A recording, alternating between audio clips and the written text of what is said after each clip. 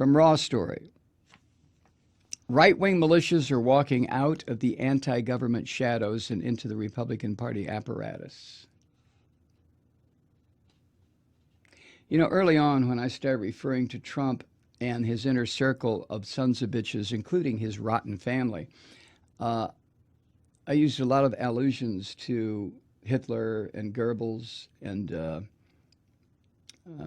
Himmler and the rest of them. And then I kind of backed off it because I thought, no, that's not quite. You know, Bannon, if anything, is a Leninist, certainly not a Hitlerite. But I've come back to the full understanding, not belief, but the full understanding that the inner circle of the Trump organization, including this little rat fucker, Stephen Miller,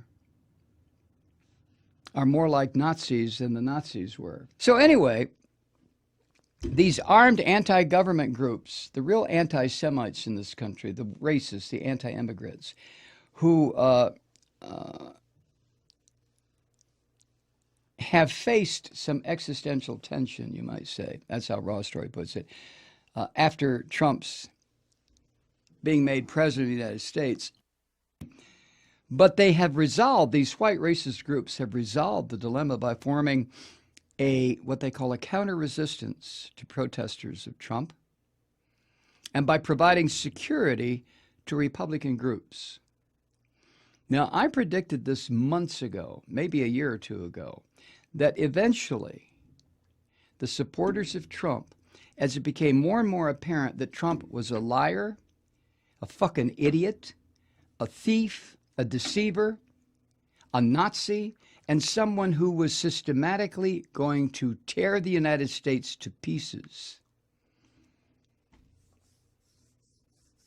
that as the American public became aware of this, as the investigations began, because you can't be a thug and a criminal like Trump without eventually being the object of investigations. And trust me, this rat fucker is. But my point then and the point now is that the hardcore supporters of Trump, they don't give a rat's ass about Trump. But he provides them cover. He's such a fucked up individual that the neo-Nazi groups cluster behind him like a bunch of rats just waiting to devour somebody's corpse. And they're there. Timothy Snyder, Yale University historian, warned after the election to, quote, watch out for the paramilitaries. Watch out for the paramilitaries. And he said, quote, the end is nigh when men with guns who have always claimed to be against the system start wearing uniforms and marching around with torches and pictures of a leader, capital L. Snyder also said, quote, when the pro-leader paramilitary, the pro-Trump military, and the official police and military intermingle, the game is over. The game being whatever this country is, whatever it stands for or doesn't stand for, the game is over. Now, that's not quite happening yet. But the Trace, which is an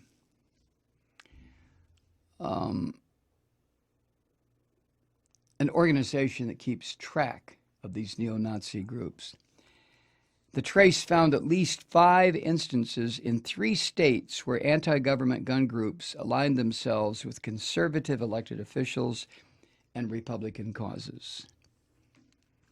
Oregon State Representative Mike Neerman defended a legislative aide named Angela Roman, who spent 4 days in jail last month for lending a firearm to a fellow member of the 3% group,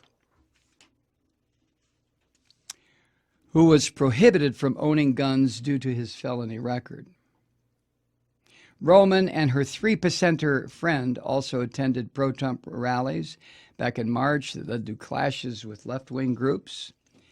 And the militia member was arrested on weapons charges after injuring a police officer with pepper spray.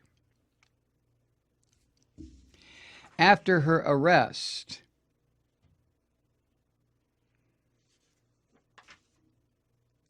Neiman, the state representative, said, quote, "I took a risk on hiring this young lady, and I'm pleased to announce that my bet paid off."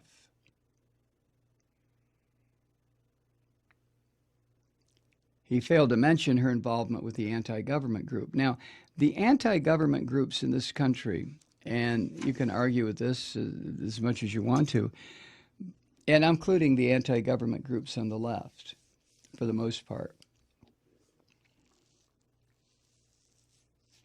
They can all be identified under the banner of totalitarians.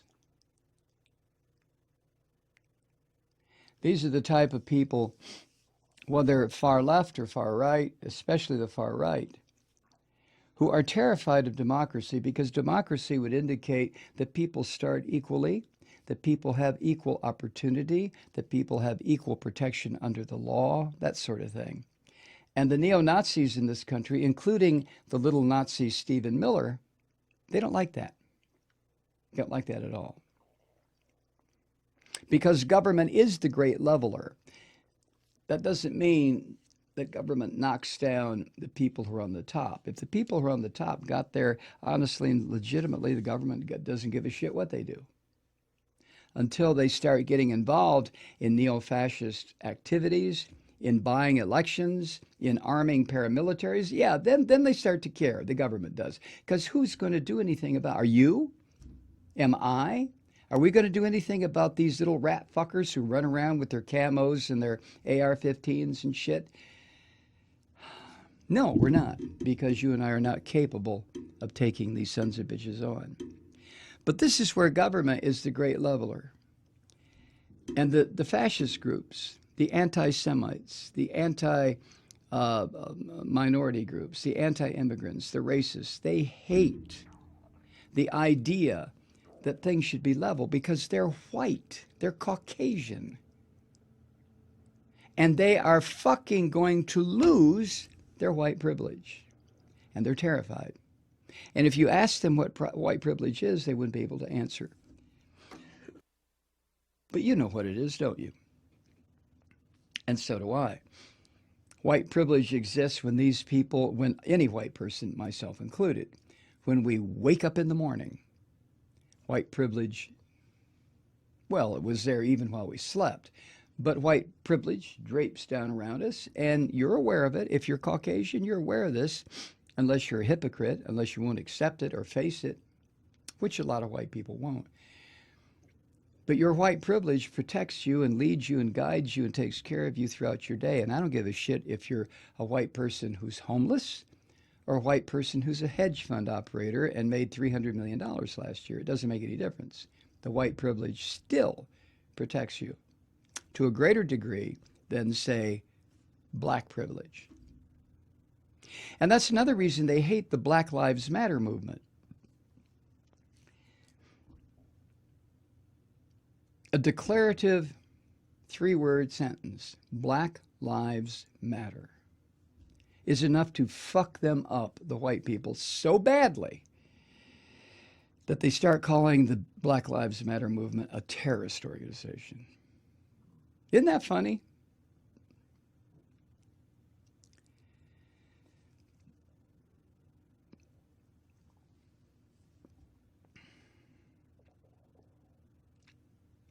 The Republican Party of Multnomah County, Oregon, agreed to hire 3% members. The 3% organization, if you look it up, you'll, rather than I get into it, you'll just look it up, 3% members. They hired them as well as right-wing oath keepers, remember them? We talked about them. To provide security at future Republican events. Security about what?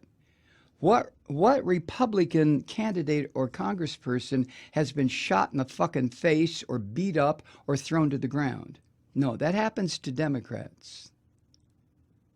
But these chicken shit right-wingers, these militia types, they want to be able to stand next to the platform in their phony fucking uniforms and their little, all the accoutrements that go with being whatever they're pretending to be, you know, canteens and shit, and little canisters and first aid kits and their AR-15. And they want to be able to stand at the foot of a stage while some fuckwad like Trump or some Republican is giving a political speech, and they want to stand there like the SS did, like the brown shirts did back in Germany. Nobody's threatening their candidate, but they get a rush just from standing there with their weapon. Useless fucks. Anyway, these groups said that they were natural allies because of their mutual support of Trump. The Three Percenters, the Oath Keepers, all these right-wing paramilitaries, the anti-Semites, the ones who, I don't know how they listen to the little neo-Nazi Stephen Miller, who is a Jew. How do they listen to him without, I guess because he's saying the things they want to hear. But when he stops saying the things they want to hear, then he'll just be another Jew that they don't like, that they want to exterminate. If you think the idea of exterminating the Jews or the blacks or the immigrants is passé, you think it's gone, wake up and smell the Zyklon B, because it's not gone. It's just slightly below the surface. In Michigan, nearly 24 armed members of the Great Lakes Three Percenters and other militia groups stood guard outside a town council meeting after a left-wing group called Redneck Revolt protested the violent threats that were directed against Muslims by a local hotel owner. You see where this is going? Mike Jenkins, the right-wing group's leader, who admitted to coordinating the demonstration with a conservative hotel owner, said, quote, "We're not here to intimidate anybody from either side." Of course you're not. Texas state militia members turned up last month to offer security during a peaceful protest at a public event for Governor Greg Abbott, another neo-Nazi, who had just announced his re-election campaign. Danny Diaz, a community organizer for one of the pro-immigrant groups, said, quote, "There really was no need for semi-automatic weapons in the Texas militia. It was just teachers, students, children, immigrants, and people who care for human rights outside his event peacefully protesting. This type of intimidation tactic was way out of line," end quote. Now, like Trump is the biggest whiner, little shithead crybaby ever to occupy, and I'll get to that in a minute, the presidency. He has surrounded himself with the kinds of people. Look at Kellyanne Conway. Listen to her. Look at Stephen Miller. Look at to Miss Trunchbull, the press secretary. Listen to and look at these people. These are losers of the highest order, but they're the kind of losers who, like the Judenrat, who worked so efficiently and diligently for the Nazi death machine, like them, these people who are around Trump will do anything, they will say anything to maintain their own personal power and survival in that inner circle that surrounds Trump. The totalitarians, the neo-fascists, the American Nazis.